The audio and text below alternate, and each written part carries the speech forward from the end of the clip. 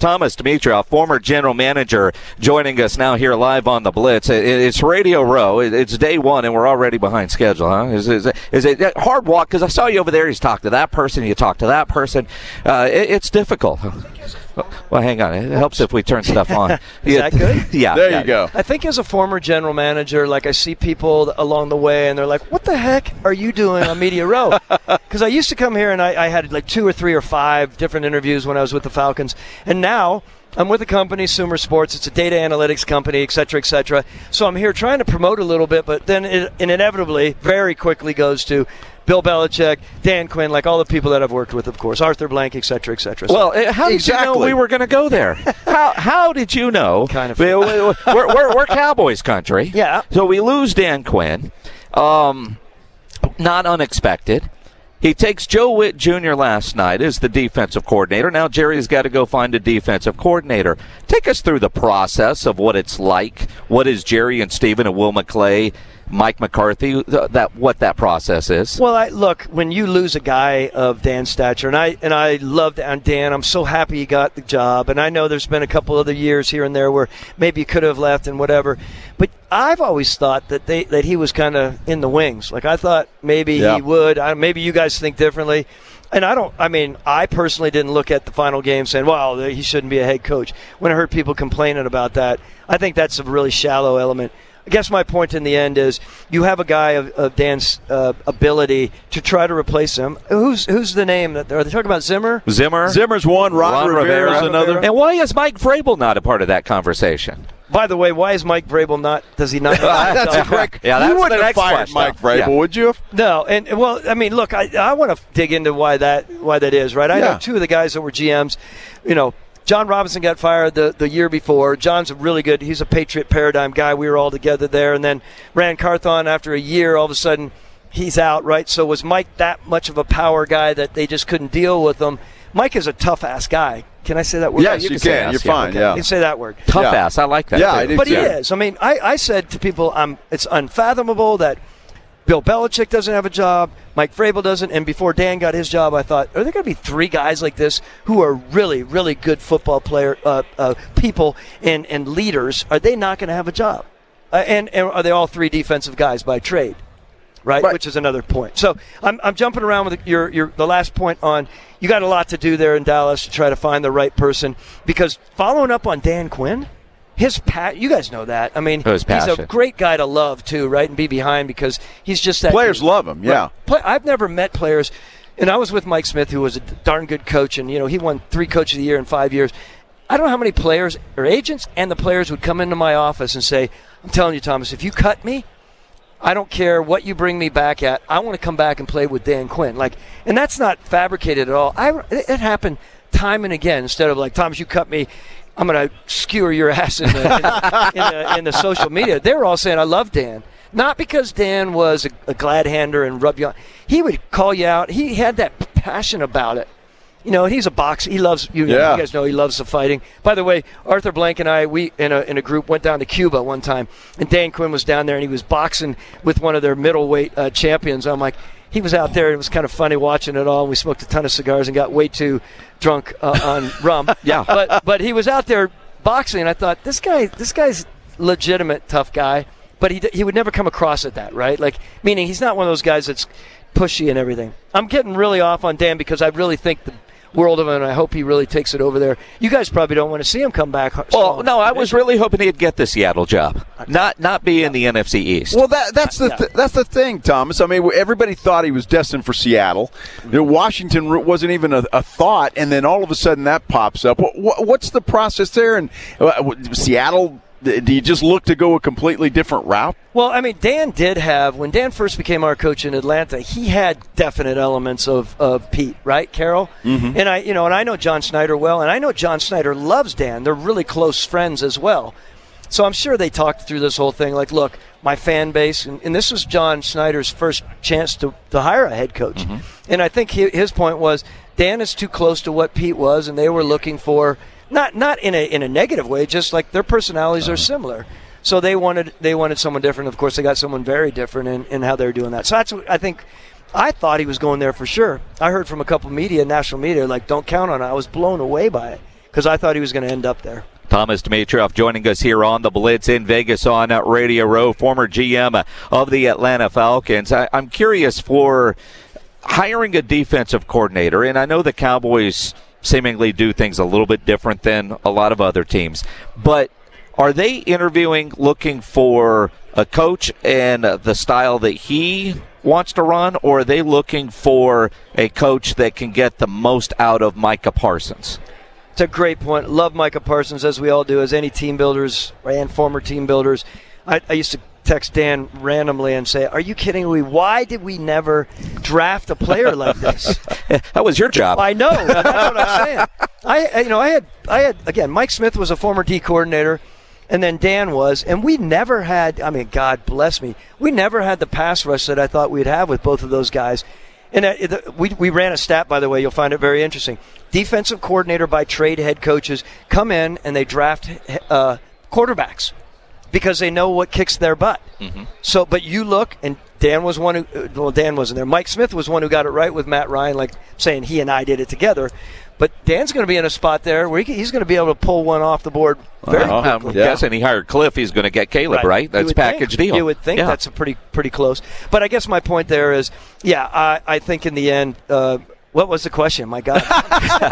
Are you getting a coordinator for his system or what he can do with what's on your roster, which is Micah Parsons? Well, you're hoping as you interview that this guy comes in and has a stout system, the one that you believe in, and that your players, the talent that you already have, is going to fit in with that. And quite honestly, with Micah Parsons, and this is what I was trying to say with Dan, are you not? I mean, this was year one. I don't think you guys did it that much. I'd be putting that guy everywhere. I'd run him a la Lawrence Taylor. Every damn place I could go, I would put him in and just get people out on an island with him. That's my take. So I think the guy can fit in anywhere. He's been pretty outspoken recently, hasn't he? Yes, he has.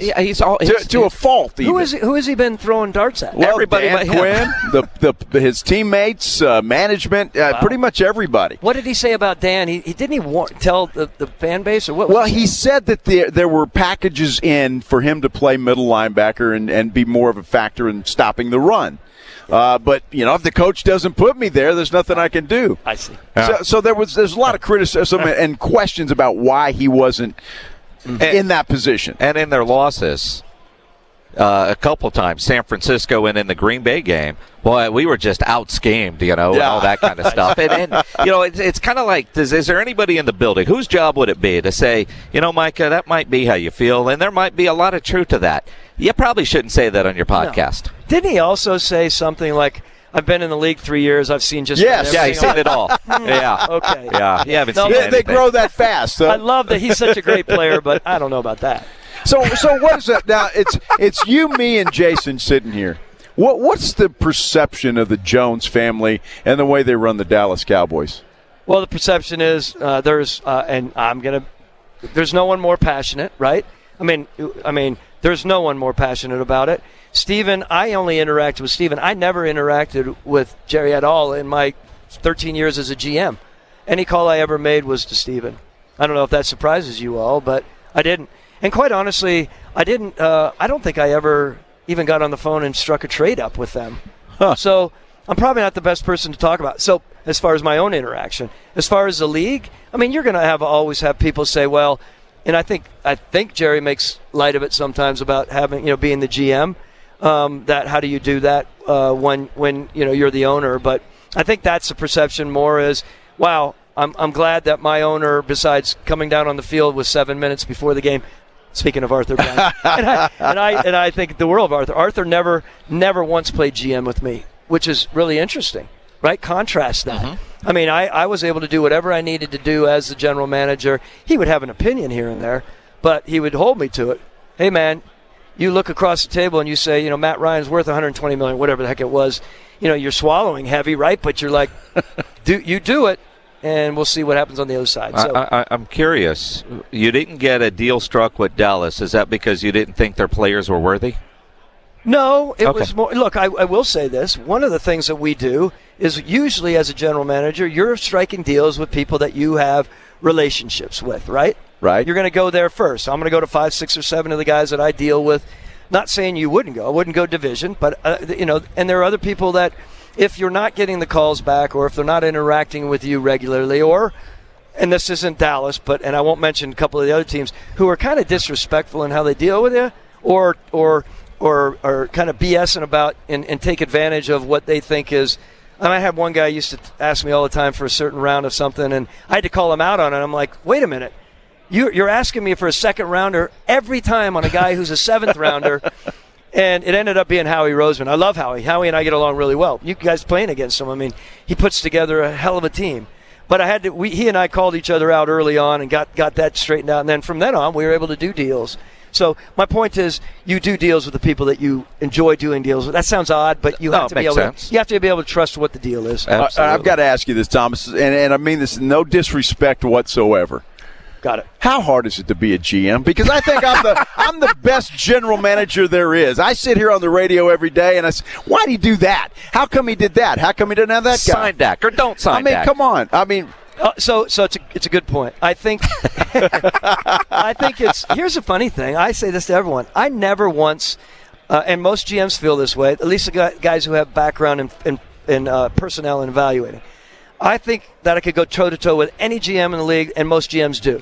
Some of the ones that were hired, like Howie was hired as a legal guy, right? Howie Roseman.